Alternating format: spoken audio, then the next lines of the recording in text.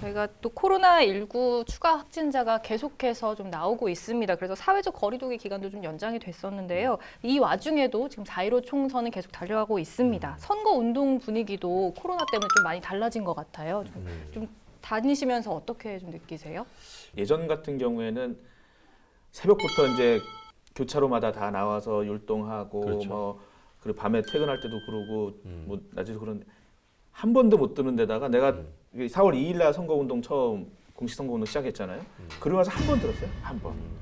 그것도 멀리서 그냥 어디 한 대만 움직인 것 같고 그러니까 전혀 지금 코로나19가 이 선거 문화 자체를 아예 바꿔버린 그러므로 해가지고 오히려 이제 판단 기준이 뭔가 뭐 열심히 했다 이런 개념이 아니라 뭔가 이게 공보물을 보고 분석을 해야만 진짜 선거를 해야 되는 좀 긍정적인 효과도 있지 않나 이런 생각도 들더라고요. 선거운동을 방역하시면서 하시는 분들도 네. 많잖아요. 그렇죠. 이색 선거운동이 이제 그렇죠. 등장하기 이제 시작했죠. 방역을 하면 어쨌든 고마우니까 한 번은 눈길은 더 가게 되더라고요. 그러니까 이게 이제 보여지는 게 없다 보니까 네.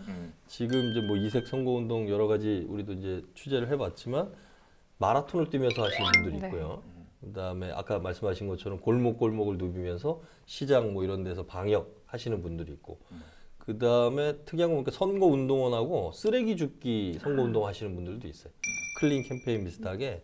그러니까 그런 게 언론에 보도가 돼야지 되는 건데 사실은 그게 언론 보도가 안 되면 묻혀버리는 거예요. 이 사람 어디 갔는지.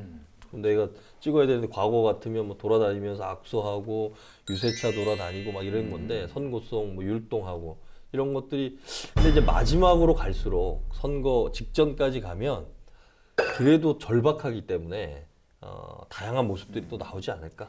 그래서 요즘에는 뭐 이렇게 악수하는 것도 사람들이 꺼려하니까 네. 명함을 주는 것도 주고받는 것도 상당히 부담스러워하시잖아요. 아. 그래서 많이들 SNS를 네. 활용 많이 그렇죠. 하시는 것 같아요. 네. 그게 요즘 좀 바뀐 선거 분위기 그런 것 같습니다. 유튜브를 많이도 활용을 하더라고요, 그렇죠. 후보자들이. 네. 그러니까 사실은 그런 SNS나 유튜브나 뭐 여러 가지를 통해서 나를 알리지 않으면 지금은 아까 말씀한 공보물 또는 언론에 등장하는 거 또 그럼 본인이 개인 방송을 하거나 이런 거 외에는 사실은 여러 가지 제한돼 있어서 참 좀 이번만큼 후보자들이 어떻게 보면 더 민낯이니까 한번 네. 해볼만 하지 않을까 이런 생각도 좀 들어요. 그 좋은 효과 중에 하나는 비방하는 것도 좀 줄지 않았나 싶어요. 네. 허위 비방. 허위나 뭐 말하자면은 이 정권에 뭐가 문제고 뭐 어쩌고저쩌고 하는 그러한 기회 자체가 줄었으니까 일단 비방을 듣지 않는다는 건 저는 좀 긍정적인 효과로 보고 좋게 판단을 하고요. 네. 그래서